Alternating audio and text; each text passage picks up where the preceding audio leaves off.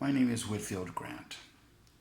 For the last 6 months, like most of you, I've been sheltered in place while we experience the madness of a global pandemic that has come to our shores.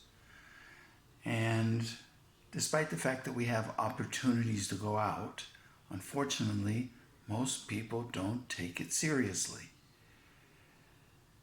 Reason? Simply, they don't think. People who are outside do not take the time to think through what the reality that confronts us is. Maybe at the end of the day, we should thank God for the delivery of the coronavirus. The people that have died are soldiers. They are the soldiers that have laid bare the corruption of the federal government. They are the martyrs who will preserve our democracy.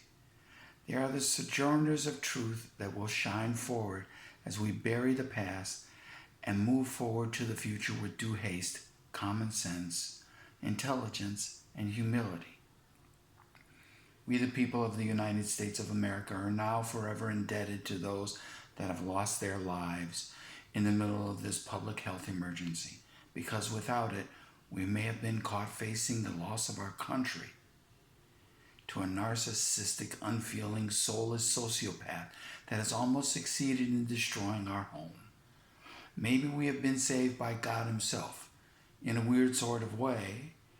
Maybe our lives have been saved by the virus, regardless of where it comes from, whether Europe or China or wherever.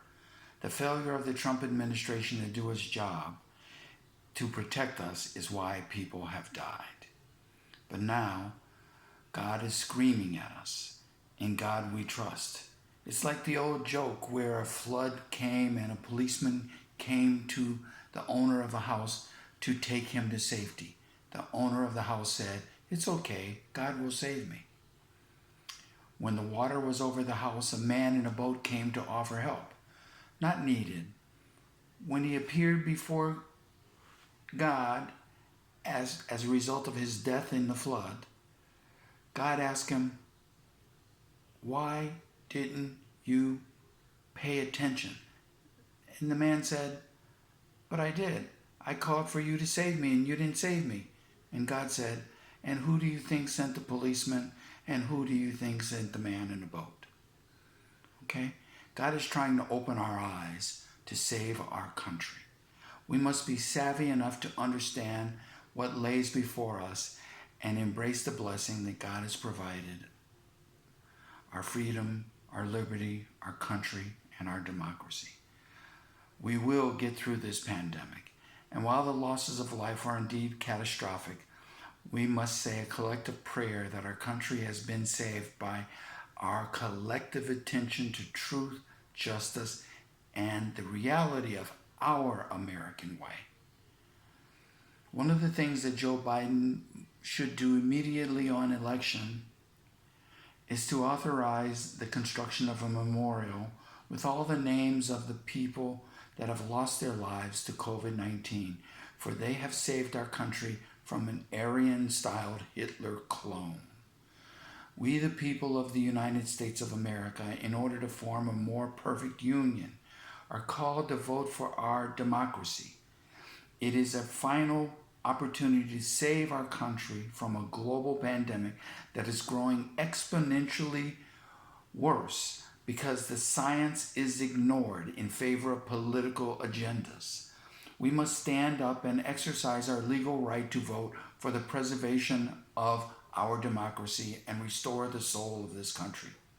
Parents, it is 10 o'clock p.m. in the United States of America. Are you going to send your kids to school and subject them to the mindless madness of a president or unfeeling, unthinking governors that refuse to protect our children while engaging in unscientific rhetoric? On November 3rd of this year, I pray that our children are healthy.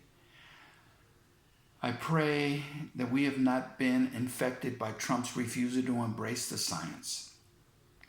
We, the people of the United States, must protect our children. We must protect our elderly. We must protect our families and our neighbors. It is critical that we expunge the madness that has corrupted America's humanity for the last 4 years.